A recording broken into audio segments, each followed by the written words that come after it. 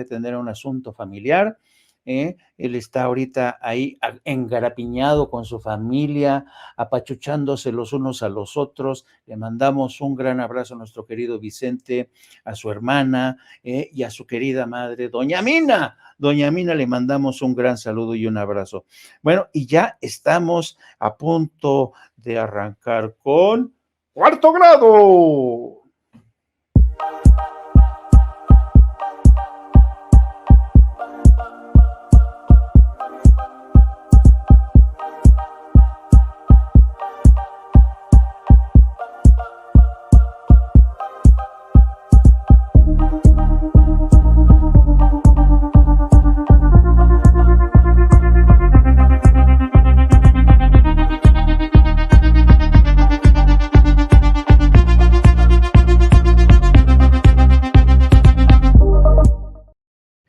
¿Cómo están, amigos? Pues ya estamos en Cuarto Grado, este espacio que nos sirve para reflexionar, sobre todo para imaginar el futuro, ¿no?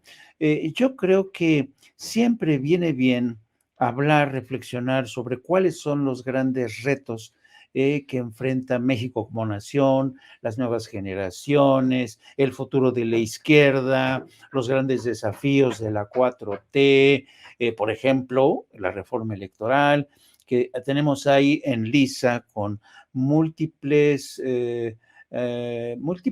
gentes en contra y millones a favor. De eso se trata precisamente la marcha que vamos a tener el próximo 27 de noviembre y que va a encabezar el presidente de la República. Y para hoy, pues ya saben, como siempre, contamos con la presencia de Yasmín Ugalde, que es la responsable de esta sección, que siempre nos arrima a un personaje interesante para hablar de esto que les acabo de hablar.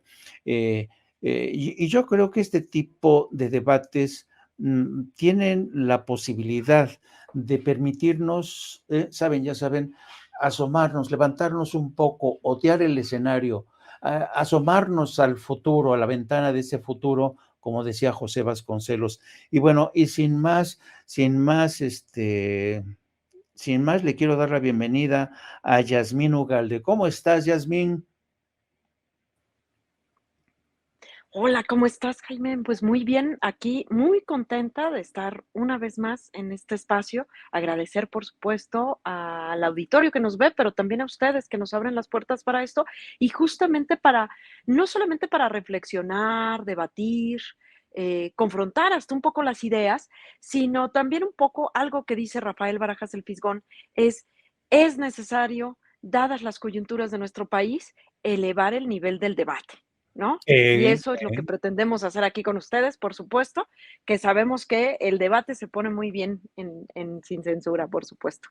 Y bueno, y hoy tenemos como invitado especial de esta sección de Cuarto Grado a Molay Maza Ontiveros. Él es historiador, filósofo y analista político. Es licenciado en Historia y Sociedad Contemporánea por la Universidad Autónoma de la Ciudad de México. Es militante de base de Morena y colaborador de la 4T. No, de la 4TV, perdón, colaborador de la 4TV, participa en espacios de opinión política con Daniel Cabrera los martes a las 9:30 y con una videocolumna semanal con Ricardo Sevilla, don Ricardo Sevilla en Los Datos Duros. Él dice que es antifascista por convicción y socialista de corazón. Pues demos la bienvenida a Molay Maza. ¿Cómo estás, querido Molay? Buenas noches, ¿cómo están? ¿Sí me escuchan? Acá estoy. Claro. Buenas noches, muchas gracias por la invitación, muchas gracias a Yasmín y al Instituto Nacional de Formación Política y muchas gracias a Sin Censura y pues saludos a Vicente Serrano y acá estamos colaborando a ver en qué podemos apoyar. Pues yo quisiera que nos apoyaras, querido Molay, a despejar o arrojar luz, mejor dicho, arrojar luz en el tema de la reforma electoral. Fíjate, querido Molay, si tenemos en cuenta que en los últimos años se han presentado más de 100 iniciativas de reforma electoral, resulta ser que con una, que es decir, la que presenta Andrés Manuel López Obrador. ¡Santo cielo! Se han lanzado, dicen que esto es traición a la democracia, que cómo es posible. ¿Por qué no nos ayudas a ver esto en perspectiva? Sí, mira, la perspectiva que hay que tener es la de entender la lucha de los pueblos por su liberación. Eso es lo que hay que entender. Y cuando una comunidad política, una sociedad, se logra articular desde los sectores más profundos, desde los sectores más empobrecidos, de los sectores más golpeados por el status quo, cuando se logran articular esos sectores en una propuesta política, en una propuesta programática, y se logran encauzar estas propuestas desde abajo, se logran encauzar a través de instituciones y a través de las reglas del juego de la democracia liberal, burguesa, occidental, que tiene sus candados, que tiene sus límites, que tiene incluso hasta sus obstáculos para que las propuestas populares no transiten. Y entonces cuando los pueblos se cansan y desbordan esas limitaciones, esos candados, y triunfan electoralmente, pacíficamente, constitucionalmente, entonces ya al status quo eso le hace, se dejan ver las costuras, ¿no? Se deja ver de qué están hechos realmente. Y entonces los que siempre han puesto diques a la democracia, los que siempre han tratado de acotar la democracia en términos de limitar la participación de las mayorías, limitar la participación de los de abajo, limitar la participación de los empobrecidos, de las empobrecidas, de los vulnerables, de las vulneradas, ¿no? de los y las marginadas, quienes se han ocupado siempre de limitarlos, cuando se ven desbordados en los marcos de su propia legalidad, entonces empiezan a patear esa legalidad, empiezan a boicotear esa legalidad, y normalmente vienen pues los clásicos golpes de Estado, ¿no? Sí. Y entonces esa es la lógica que hay, o sea, con reforma electoral o sin reforma electoral, estos sectores no alcanzan a ser una oposición seria porque no tienen propuesta, ¿no? Incluso en democracia el concepto de oposición se refiere a un sector político que se opone a las propuestas oficialistas y propone alternativas, criticando esas propuestas oficialistas, propone alternativas. El PRI, el PAN, el PRD, Movimiento Ciudadano, sectores del empresariado nacional, sectores del charrismo sindical y los medios masivos de comunicación no han alcanzado a convertirse en una oposición seria y democrática.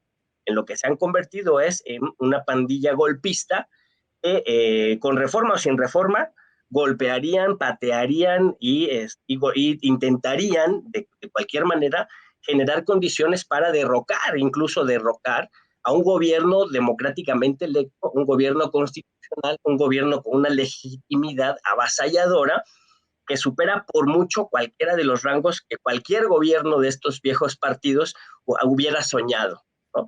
Entonces, Sí. bueno, la reforma político-electoral es parte de un programa democratizador que busca abrir las avenidas democráticas para la mayor participación de las mayorías, para construir una verdadera república de derechos, no una república de derechas, una república de derechos, y eso le cae en la punta de la inconsciencia a los sectores más atrasados y a los sectores más reaccionarios y a los sectores más antidemocráticos de nuestra sociedad.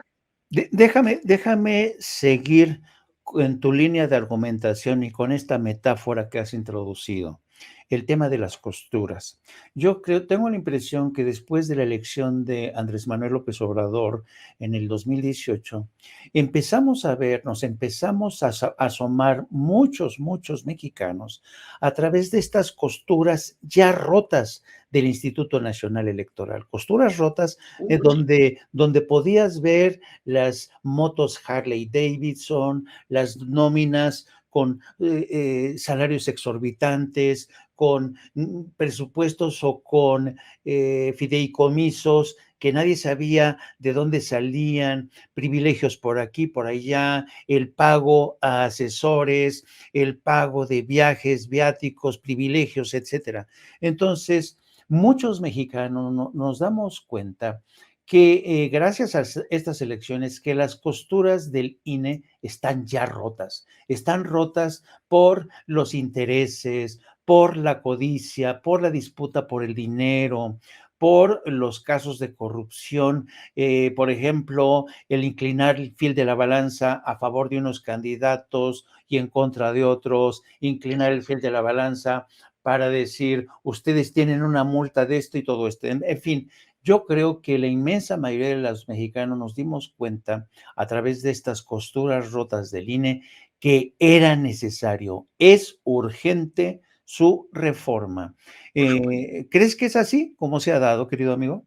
No, por supuesto, pero es que si una reforma democratizadora que nos diera a las mexicanas y mexicanos un árbitro imparcial y con posibilidades de ser transparente y de ser ecuánime en los procesos electorales, eso es algo que hemos necesitado históricamente, ¿no? Si me presionas un poco, es algo que necesitamos desde tiempos de la colonia, ¿no? Es algo que necesitábamos en la República, en la Primera República, es un instrumento que hemos necesitado. Más ahora que estamos en un proceso, digamos, desde la falsa alternancia, desde la caricatura de alternancia que hubo con Vicente Fox, pues ya se veía que había actores políticos que estaban jugando realmente el juego del proceso político electoral, ¿no? Y que sí se requerían estas instancias que fueran más serias, más profesionalizadas, más capaces de generar certidumbre, pero no lo tuvimos, no lo tuvimos. Teníamos un árbitro que estaba siempre inclinado hacia las cuotas de los partidos. Cuando era el Instituto Federal Electoral y cuando era el Instituto Nacional Electoral, estaba compuesto por cuotas partidarias. Y dentro del Instituto Nacional Electoral o dentro del Instituto Federal Electoral se daban debates, discusiones, jaloneos que permitían a una u a otra fuerza política tener los dados marcados, ir a las elecciones con los dados marcados. Y de ese juego político, los sectores representativos del pueblo, representativos de las y los trabajadores, de los explotados, los oprimidos, los marginados, los indígenas, las mayorías sociales, pues siempre tenían las de perder. Siempre eran los que salían excluidos del proceso. Hasta que se genera un gran movimiento, una gran fuerza política que desborda esas lógicas, que gana la elección pese al Instituto Nacional Electoral, ¿no? Y contra el Instituto Nacional Electoral se gana una elección que es avasalladora, que es imposible negarla, es imposible frenar la insurgencia político-electoral de nuestro pueblo el 1 de julio del 2018. Y entonces el Instituto Nacional Electoral no solo deja de ser imparcial, o sea, no solo no cumple su imparcialidad, abandona esa tarea, y pasando el 1 de julio del 18 y empezando el 1 de diciembre del 19, el Instituto Nacional Electoral se convierte en un espacio de los sectores de la oposición. No solo ya no es un árbitro ecuánime e imparcial, sino que ahora ya juega con la oposición o con la mal llamada oposición, ya juega para el golpismo. Entonces hemos visto en estos años del primer gobierno realmente democrático, realmente republicano, realmente popular, en estos primeros años de la Cuarta Transformación, tenemos al Instituto Nacional Electoral convertido en un partido político de oposición, ¿no? Con un presidente del Consejo que gana más que el presidente de la República, violando la Constitución, y que no tiene ningún empacho en tomarse fotografías con el Partido Acción Nacional y con el PRD, y en salir y salir en los foros con Claudio X González y dejarse apapachar por los sectores que están minando y golpeando el proceso democrático. Entonces tenemos un Instituto Nacional Electoral que no solo no daba certidumbre, no solo se le veían esas costuras muy abiertas, ¿no? Cualquiera que se pudiera estudiar un poquito de historia y observara la conducta del Instituto Nacional en los procesos electorales, rápidamente se daba cuenta de que algo estaba muy mal y que se necesitaba reformar desde abajo para que hubiera una mejor vigilancia, una mejor observación, procesos de elección del propio instituto, de los propios consejeros, que es a lo que aspiramos ahora, y entre otras cosas, era tener un árbitro realmente comprometido con la democracia, comprometido con el soberano, que es el pueblo de México, y comprometido con el desarrollo libre, libre y democrático, justo, pacífico, de una nación tan compleja, tan plural como es la nuestra. Y el INE no lo cumplía, no lo ha cumplido antes, mucho menos en esta etapa en la que estamos, ¿no? Y incluso en esta movilización, esta bandera que era una absoluta mentira, el propio Instituto Nacional Electoral pues juega un papel central, ¿no? Como consigna política de el INE no se toca, y esa es una farsa, es una absoluta mentira, y ellos lo saben muy bien, y están jugando a la mentira, a la antipolítica, y a minar procesos democráticos desde el propio Instituto Nacional Electoral. Eso realmente es para ponerse a pensar muy bien. Por eso yo insisto en que Lorenzo Córdoba y consortes están en una postura golpista, cerrando filas con los sectores más atrasados y más retardatarios de nuestro país. Querida Jazz, hay algo que a mí en lo personal me intriga y tiene que ver con estas manifestaciones de odio, especialmente contra el presidente de la República, contra el proyecto de reforma de cierta gente que acudió a la marcha. Eh, es real estas manifestaciones de odio? ¿Por qué hay tanta confusión? ¿O esta es una cortina de humo? ¿Por qué hay aparentemente gente que no entiende de que lo que se trata realmente aquí es de perfeccionar este instituto? Porque, ¿tú cómo lo ves? Por supuesto, esa es una de las claves. Fíjate que recientemente, en una charla que tuvimos ahí en el Instituto de Formación Política con Blanca Montoya, hacía alusión a esto que dices, ¿no? O sea, ¿qué onda, por ejemplo, con todo este odio alrededor de esta marcha? Digo, dejemos allá aparte esto que acaba de decir Molay, ¿no? Donde hace perfectamente, se clarifica que están convocadas y convocados a esta marcha, esta recién marcha, a partir de la mentira, pero también accionados y reaccionados a partir del odio. Es decir, el juego de las emociones, ¿no? O sea, la manipulación a partir de las emociones es parte estratégica de un golpe blando. No lo podemos dejar a un lado. Si bien a veces ni siquiera les podemos entender, ¿no? O sea, se podía escuchar algunos testimonios de esta marcha donde uno decía, pues hasta parecían algunos testimonios que estaban a favor de la reforma, ¿no? Estas peticiones que hacían, estos reclamos que hacían, pues uno decía, pues es lo que está diciendo la reforma, ¿no?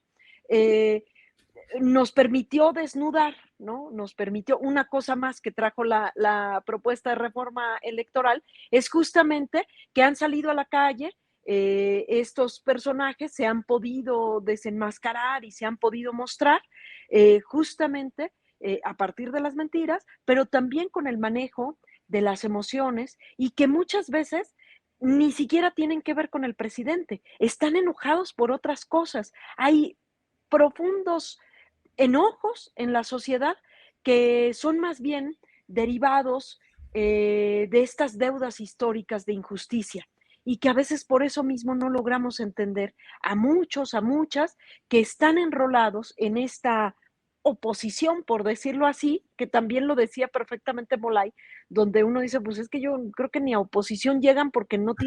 no tienen propuesta, ¿no? Pero justamente también hay un sector, ¿no? Que es arrastrado, que no tiene que ver propiamente ni siquiera con los intereses que mueven a esta pseudo oposición, pero que están más bien manipulados a partir de las emociones y casi siempre estas emociones a partir de odio, tristeza y lógicamente que se traducen y se expresan muchas veces con, pues no nada más el odio, ¿no? Sino el clasismo, el racismo, ¿no? O sea, logramos ver esto, ¿no? Justamente que ya rayan en el fascismo también, por supuesto, pero que tiene que ver, insisto, que es parte de esta estrategia que se ha mencionado muchas veces, que tiene que ver con los golpes blandos. Así es. Querida Adri, antes de pasar nuevamente con Molay, te voy a pedir que nos pongas el video número 8 de Andrés Manuel López Obrador. A la marcha para festejar el avance de la Cuarta Transformación, porque debemos sentirnos muy contentos. Es mucho lo que hemos llevado a cabo desde abajo y con la gente.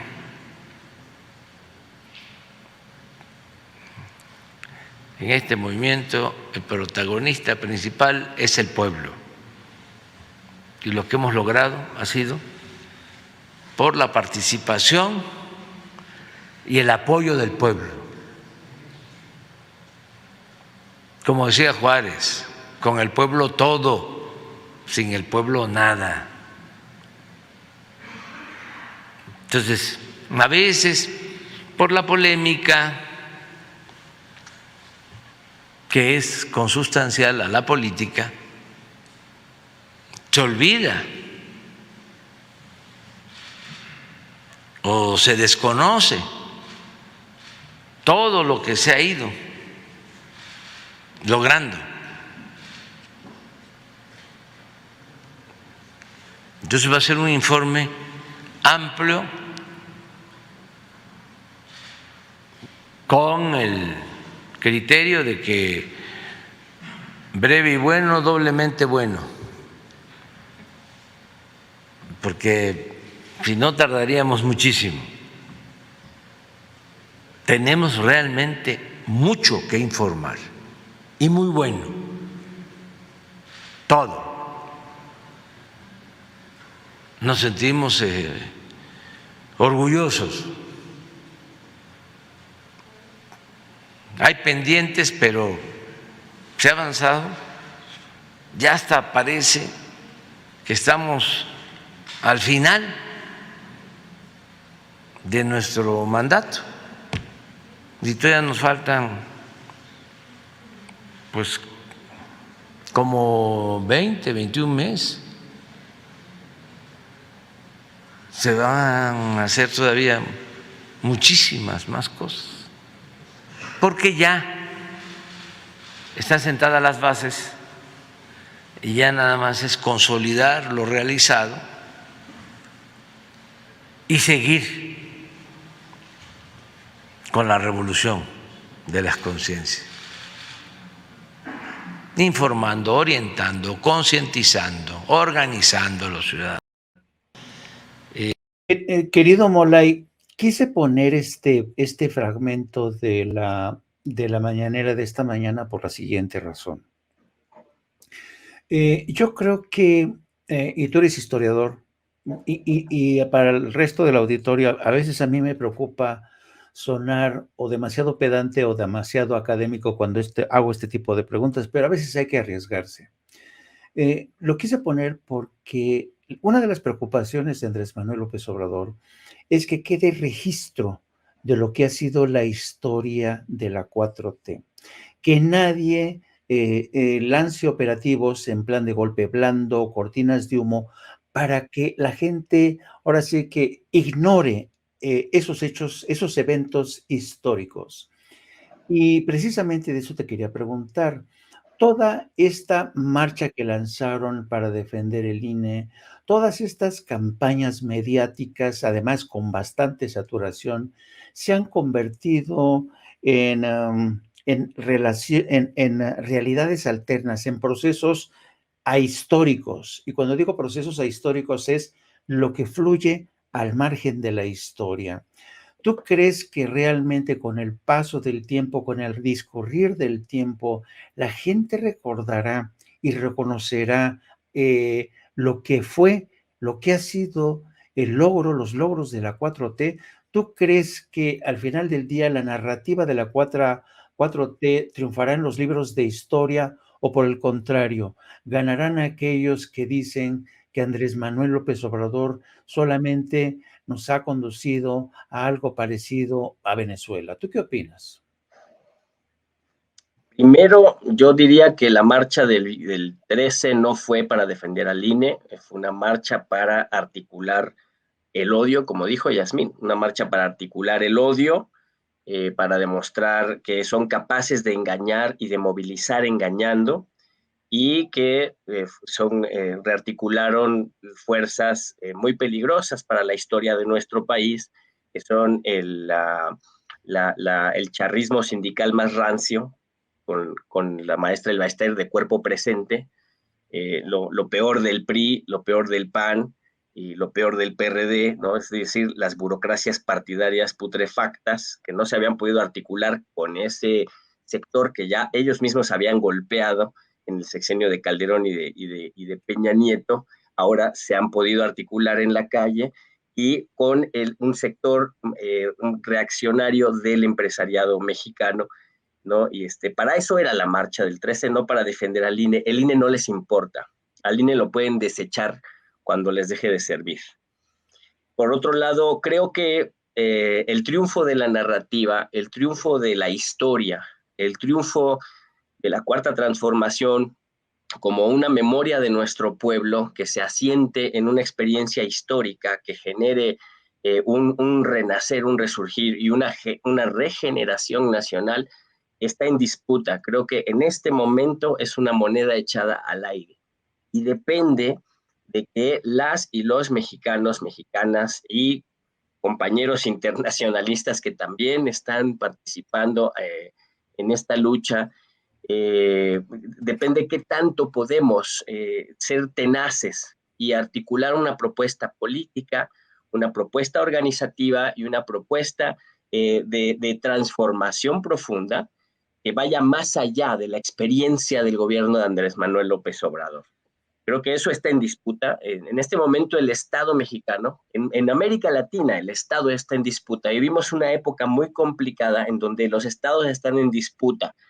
Por supuesto, los estados nacionales siempre son espacios en disputa, sí, pero ahora el actor que está disputando es el actor político-social que había estado excluido, que son los pueblos, las mayorías sociales, vinculándose con partidos políticos que tienen un gran reto, ¿no? Justamente uno de los grandes retos que tenemos hoy en día es tener un partido para la gente, un partido democrático, un partido movimiento que logre articular movimientos, esperanzas, ilusiones, deseos del pueblo y articularlos en propuestas políticas y programáticas y en buenos gobiernos.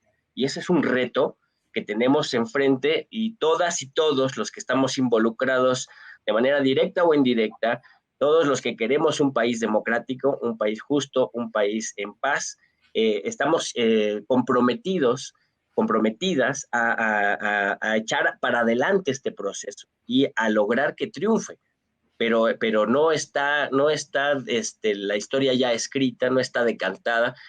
Ahorita estamos viviendo una de las mejores experiencias, ¿no? El gobierno de Andrés Manuel ha resultado ser un gobierno que ha superado muchas expectativas, que ha cumplido muchas de sus promesas, de sus propuestas, las ha llevado a cabo, las ha desarrollado, ha logrado construir obra, ha logrado implementar los programas sociales, ha logrado llevar a cabo propuestas en materia de seguridad que, si bien no son y no podían ser las espectaculares soluciones inmediatas que se le están exigiendo desde la caricatura que es la derecha, porque ellos dejaron un estercolero, dejaron echado a perder todo el sistema de seguridad de nuestro país, se lo entregaron al narcotráfico, ahí está García Luna en la cárcel, y eso resolverlo en 3 años, pues es imposible resolverlo, ni en 6 años, pero se han avanzado, se han dado pasos importantes en ese sentido y ya empieza a haber resultados de la baja de la tasa de la violencia, no habíamos visto desde hacía 12 años por lo menos. Entonces, pero que estos 6 años que terminen, cuando Andrés Manuel entregue la batuta y que tenga continuidad y cambio, como dice Andrés Manuel, continuidad con cambio, eso depende de qué tanto logremos nosotros cumplir las tareas que tenemos enfrente para que esto realmente sea una revolución pacífica y en eso juega un papel fundamental la revolución de las conciencias y lo que hagamos desde los espacios de educación, de formación y de desarrollo de la cultura, de la ciencia, de las artes, con la generalidad del pueblo. O sea, si logramos modificar la forma en que pensamos el mundo, en que pensamos la realidad y superamos esta subjetividad egoísta del neoliberalismo y construimos una nueva subjetividad democrática, solidaria, ética y consciente, estaremos dando un gran salto cualitativo en nuestro proceso histórico como nación. Pero eso es un reto. No podemos nosotros cantar victoria en este momento y en todo caso es una tarea que tenemos que cumplir, ¿no? Es una gran ventana de la historia que está abierta y hay que colarnos y hay que abrir la puerta para que todo nuestro pueblo se cuele a la gran casa y logremos ampliarla y reconstruirla entre todos, ¿no? En este momento estamos en una etapa de reconstrucción nacional, ¿no? Por eso hoy no podemos, si bien la obra de este gobierno sí es espectacular en muchas materias, en muchos sentidos, sí ha dado grandes saltos, estamos todavía en una etapa de reconstrucción nacional, ¿no? Los grandes resultados en donde veremos un país mucho más democrático y mucho más justo dependen de más años, de más trabajo, de más esfuerzo para superar la hondonada neoliberal, ¿no? Ahorita estamos saliendo del cataclismo neoliberal, que fueron estos 36 años de gobiernos saqueadores, más los gobiernos priistas autoritarios. Entonces, sacudirse eso y transitar en otro momento de nuestra historia es complejo, pero ya estamos en esa ruta y eso es, la buena nueva es que ya estamos en esa ruta de construir un país para todas y para todos. Querida Aya, ¿qué opinas de estos retos que describe nuestro querido amigo? Porque yo francamente, yo comparto muchos, porque la historia es un proceso, la historia es un proceso, nada está dicho, nadie tiene asegurado y garantizado el futuro. Y a mí se me hace interesante lo que expone Malay en el sentido de que son muchos los retos, ¿no? Y además los retos que tenemos ante nosotros pues no son fáciles porque seguimos teniendo adversarios muy poderosos. ¿Tú qué opinas? No, pero por supuesto, pues, o sea, me pareció muy singular que pusieras este fragmento de la mañanera, sobre todo porque estábamos hablando del odio, ¿no? Que les motiva, que les hace aglutinar a muchas y a muchos, a pesar de las mentiras. ¿Y cómo es nuestra respuesta, no? Digo, en voz de Andrés Manuel, por supuesto. Y él dice, estamos muy contentos. O sea, somos totalmente otra cosa, pues, ¿no? Nosotros pugnamos por la alegría y la felicidad. Es más, hemos sido oposición y hemos sido oposición desde el amor. Hemos propuesto una república amorosa. Estamos totalmente en otra pista, ¿no? Definitivamente son dos proyectos totalmente distintos porque lo poco que ellos tienen de proyecto es justamente eso, ¿no? Abonan al odio, a la injusticia, al clasismo, como a todas estas malas prácticas, ¿no? Y bueno, pues ¿cuál será el reto? Seguir proponiendo esto, no caer en ese juego, pero sin dejar el llamado a atención de que esto no ha acabado. El pensar en un proceso histórico nos lleva a ser responsables de no bajar la guardia, a entender los procesos, a comprendernos en las coyunturas, a situarnos, a saber qué le toca a cada una y cada uno de nosotros, más allá del decir, no, pues estos son los locos y nosotros somos los buenos, ¿no? Sino ir comprendiendo a profundidad lo que está proponiendo la Cuarta Transformación, porque justamente lo que está proponiendo la Cuarta Transformación es con lo que acaba de terminar el video que pusiste de Andrés Manuel, ¿no? Este fragmentito, y es la revolución de las conciencias, hacernos conscientes de que las prácticas neoliberales siguen estando latentes ahí, que erradicar eso va a costar mucho tiempo y que no solamente estas prácticas neoliberales y nefastas están en el INE, no solamente están en las instituciones gubernamentales, sino están plagadas en todos lados, están plagadas en todos lados y que es necesario hacer conciencia de ello para erradicarlas.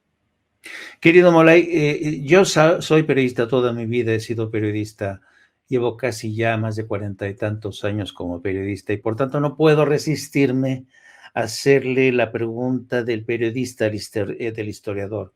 Había un personaje, uno de los más importantes periodistas que ha existido en la prensa de Estados Unidos, se llamaba Phil Graham. Phil Graham fue uno de los primeros dueños del Washington Post. Phil Graham era un hombre muy brillante, pero sufría de episodios de depresión, total que un día se suicidó y le dejó el Washington Post a su esposa, Katharine Graham. Pero una de las frases que acuñó Phil Graham era que el periodismo es el primer borrador de la historia. Y claro, esa frase a los periodistas nos ha perseguido desde hace mucho tiempo. El periodismo es el primer borrador o el primer bosquejo de la historia. Y yo me pregunto ahora con los tiempos que corren y con el tipo de medios, por ejemplo, pienso en el Reforma, pienso en el Universal, pienso en Televisa. ¿Tú crees que realmente el periodismo sigue siendo un fiel bosquejo, un fiel borrador de lo que van a escribir después los historiadores? Bueno, ese camarada Phil Graham estaba muy ensoberbecido. No, eso pudiera contar si acaso para la segunda mitad del siglo XIX y el siglo XX y lo que va del XXI. El periodismo, pues sí puede ser un borrador de la historiografía. Interesante. ¿No? Sí. Pues la historia es el proceso de los seres humanos que se vive en esta dialéctica compleja que no está muy bien determinada, que es el pasado, el presente y el futuro. Pero a veces vivimos el pasado ahora y a veces estamos viviendo el futuro ahora y el presente nos va, sí. ¿no? Confuso. Ese fenómeno lo vivimos todas y todos los días.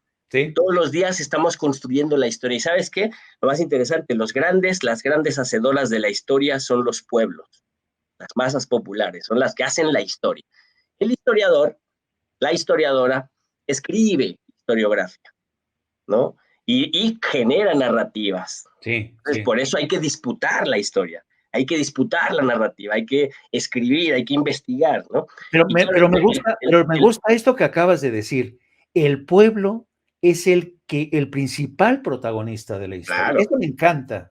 los pueblos hacen la historia, los historiadores la escriben, ¿no? Y si los leen, qué bueno. Sí. A la mayoría nadie los lee, ¿eh? Sí. Nadie los lee. Pero los periodistas juegan un papel muy importante porque una parte de lo que va a ser el documento que el historiador va a investigar, pues la hacen los periodistas, ¿no? Muchos historiadores vamos al archivo y vamos pues a la hemeroteca, ¿no? Sí. Entonces, ahí vemos qué es lo que se discutía en los periódicos de tal o cual época, ¿no? Y ya de ahí sacamos información, nos hacemos una idea, pero necesitamos otros documentos distintos, otros materiales, otros autores, otros libros que nos ayuden a tener un panorama completo de tal o cual época. Y hacemos historiografía con eso. Pero los pueblos que vivieron la revolución de 1910, de 1810, los pueblos que vivieron la guerra de reforma, esos son los que hicieron la historia, ¿no? Sí. Ahora, el periodismo hoy yo creo que es una de las actividades humanas, intelectuales, que está en crisis, ¿no? Sí. Uno de los grandes espacios donde se vincula lo público y lo privado, que está en una gran crisis que es como el coletazo de la gran crisis civilizatoria en la que estamos envueltos los seres humanos, ¿no? Una gran crisis en donde estamos destruyendo el planeta. La forma en que estamos organizados políticamente, la forma en que estamos organizados económicamente, las economías de mercado, la forma de producir de manera frenética y de generar patrones de consumo de manera locuaz, están destruyendo al planeta. se resisten a cambiar, y para resistir a cambiar y engañar a la gente utilizan los medios de comunicación y el periodismo de una forma realmente brutal. Y se están dando, se están provocando también una muerte lenta a sí mismos. Es una especie, como dice el doctor Enrique Dussel, es una especie de suicidio colectivo, ¿no? Sí. Y el periodismo está como que ahí, hay periodistas que están muy claros de cuál es su papel, su función, ¿no? Tienen una ética que los hace hacer un trabajo de comunicación, de difusión de ideas, de información y de crítica, como ustedes, y juegan un papel importante para generar espacios democráticos y generar conciencia y abrir la crítica. Pero los medios masivos, los medios mainstream, ¿no? Diríamos en este neologismo, los medios corporativos, los grandes medios, pues no son medios de comunicación, son medios de intoxicación masiva, son medios de mentir. Y mucho ojo con eso, porque demostraron eficacia el domingo 13, Sí. ¿no? Y hay que tener mucho cuidado, porque hay que como dice Yasmín, la cosa no es, esos están locos y nosotros somos los que tenemos razón. Eso no sirve de nada. Lo que sirve es saber por qué, cómo están logrando convocar a través de la mentira, la rabia, el odio y el miedo sectores de la población que pues al final son mexicanas y mexicanos y son el pueblo también. ¿Cómo hacemos para abrir los ojos a esos sectores, para dialogar con esos sectores, para entendernos con esos sectores, y no para que se pasen de nuestro lado, sino para que sean una oposición real, para que estén abiertos al diálogo, a la discusión y a la construcción de un país que es para todas y para todos al final? Lo que queremos es justicia, no queremos aniquilar al otro. Pero los que están liderando aquel bando, desde los medios masivos de comunicación, sí están generando una postura antipolítica, ultraderechista, que se está dejando intoxicar por sectores de la ultraderecha que sí están interesados en generar escenarios digamos, escenarios de desequilibrio, escenarios donde ellos puedan tener una narrativa favorable de que ya estamos en un caos, ¿no? No, pues ahí tenemos el caso de Enrique Krauss hablando de la amenaza del poder absoluto de Andrés Manuel López Obrador. No, es terrible ese hombre, no, pero además cuando habla del poder absoluto, se le olvidan la conducta que han tenido los gobiernos de Peña Nieto y de Calderón, ¿no? En la persecución, el asesinato, la desaparición de opositores. Exacto. Eso sí se le olvidó, ese no es poder absoluto, ¿no? Sí. Y sí, ahí como que dice, sí, el 68, o sea, no pueden borrar la historia que ya está ahí, que el pueblo conoce. Lo intentaron ocultar mucho de eso, ¿no? Han intentado que del 68 no se hable, pero no pueden. Han intentado que no se hable de Aguas Blancas, han intentado que no se hable de Acteal, pero eso son cosas que ya salen a la luz, ¿no? ¿Qué intentaron hacer con Ayotzinapa? Intentaron imponer una verdad histórica, que es una gran farsa. Intentaron imponerla por medio de la televisión y por medio de generar un consenso brutal, ¿no? Que incluso nos hacía cómplices. Fíjense, o sea, los medios de comunicación, los partidos políticos oficiales y estos historiadores o falsificadores, más bien como Enrique Krause, intentaron hacer cómplice a una nación de un crimen de Estado brutal en el pleno siglo XXI. Y luego, con la desfachatez que los caracteriza, salen y hablan del poder absoluto como si fuera un gobierno electo democráticamente por su pueblo y que puede tener mayoría, y que además la constitución política le permite tener mayorías en el Congreso. ¿Por qué no? ¿No?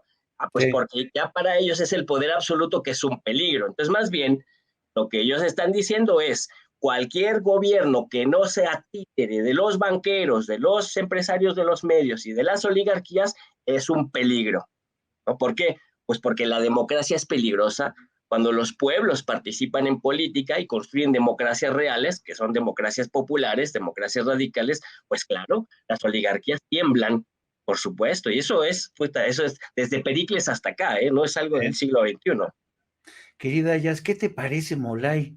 ¿Qué disección, ¿no? A mí me encanta esta visión del historiador de nuestro pasado, en nuestro presente y como él dice, lo que se espera de este futuro. ¿A ti qué te pareció?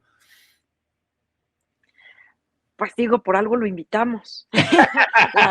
Pues digo, la verdad es que, pues, Sí. ¿cómo que qué me parece? Pues me parece muy pertinente que estemos hablando de esto, porque particularmente esta coyuntura, lo que está ocurriendo, lo que acaba de ocurrir con esta marcha, lo que derivó de la marcha, la próxima marcha a la que estamos siendo convocadas y convocados, ¿sí?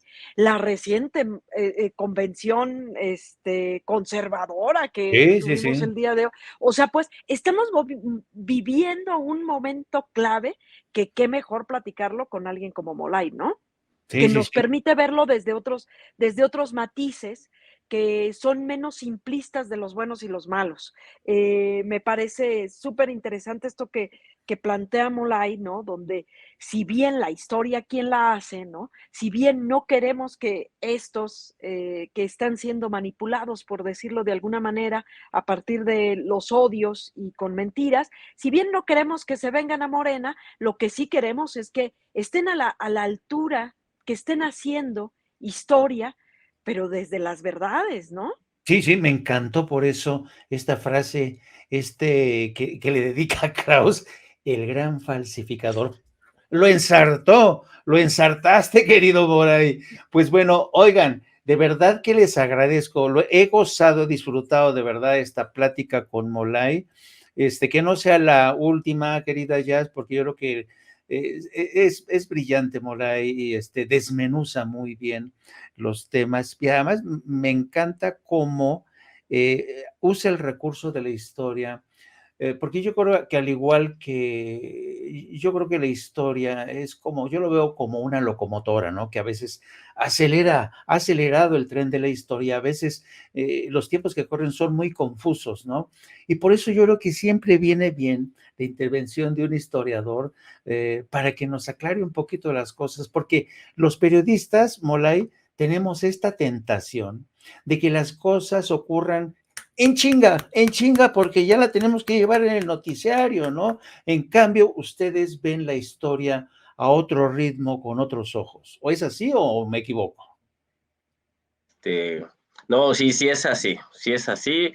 Pues, yo envidio mucho esa agilidad, la agilidad de las y los periodistas, de las buenas periodistas, la agilidad Sí. para procesar la información y compartirla, ¿no? Y es algo que yo en particular lo envidio mucho porque yo soy muy lento para pensar y para Pero escribir, soy viene bien, peor. te viene bien. No, no me digas eso porque me inflo como globo y me voy. Hay que ser humildes, hay que estar bajo perfil. Sí, sí, sí. Pues les agradezco a los dos, querida Jazz. Gracias por este invitado de lujo que nos has puesto aquí en Sin Censura, de verdad. Te agradecemos el esfuerzo de que siempre haces en Cuarto Grado y pues hay que seguirle, ¿no? Hay que seguir invitando más gente de calidad como Molay y te agradecemos Gracias. por eso mucho, querida Jazz. No, pues a ustedes, como siempre, agradecerles el espacio, también a ti, Jaime, un saludo también a Vicente, por supuesto, y al auditorio que nos sigue, que le sigue, por supuesto, que consume este tipo de contenido, como inicié diciendo, ¿no? O sea, un poco para subir el nivel, elevar el nivel del debate, que sabemos que después en algunos medios de comunicación es de muy bajo nivel, Sí. y qué mejor con compañeros, invitados, como el que el día de hoy compartimos aquí. Y por supuesto, también agradecerle a Molay que se haya destinado este ratito a platicar con nosotros, ¿no? Sí, estamos muy agradecidos, querido Molay, que no sea la primera vez. Sí, sí es la primera. Digo Más que bien no, que no sea la que última. no sea, que no Que sea no la sea la primera. última, no, École, discúlpame, école, école, école, eso. qué mamón, ¿no? Discúlpeme, no, no, no. No, lo que pasa es que a estas horas mi cacahuete ya va más despacio. Sí, pues yo les agradezco mucho, mucho, Jaime, Yasmín, muchas gracias por la invitación, por la consideración. Saludos a Vicente Serrano y yo al auditorio sí le convocaría a que se organice, a que luche, que la conciencia que está desarrollando la comparta, que discutan en casa, que generen espacios de intercambio de opiniones, de organización y de participación política. Es invencible un pueblo que toma el destino en sus manos, y a nosotros nos está tocando esta etapa histórica tan hermosa que es transformar a nuestro país desde abajo. Así es. Yo digo amén en esas palabras también. Pues muchas gracias, queridos amigos del cuarto grado, y nos vemos hasta la otra. Muchísimas gracias, Jaime Molay. Hasta otra. Gracias, Bye. gracias. Buenas noches. Amigos, amigas, regresamos en breve, pero mientras seguimos hablando sin pelos en la lengua, sin censura, usted puede suscribirse a nuestros 3 principales canales en YouTube. Sin Censura Media, en donde tenemos más de 1.600.000 suscriptores, Sin Censura TV, en donde tenemos más de 1 millón de suscriptores, y en Sin Censura Presenta, en donde queremos llegar muy pronto a los 100,000 suscriptores. Si usted ya está inscrito en Sin Censura Media, suscríbase en Sin Censura TV. Si ya está suscrito en Sin Censura TV y Sin Censura Media, suscríbase a Sin Censura Presenta. Recuerde que es gratis, no tiene que sacar un solo centavo de su bolsillo para apoyarnos. Dele clic en la campanita para que los señores y señoras de YouTube envíen las notificaciones cuando estemos transmitiendo en vivo y en directo o estemos subiendo videos. También nos puede seguir en Twitter en @Vicente Serrano y hasta en Instagram. Ojo, también estamos en Instagram. Son nuestras redes sociales y con el apoyo de ustedes seguimos creciendo, porque con ustedes todo, sin ustedes nada.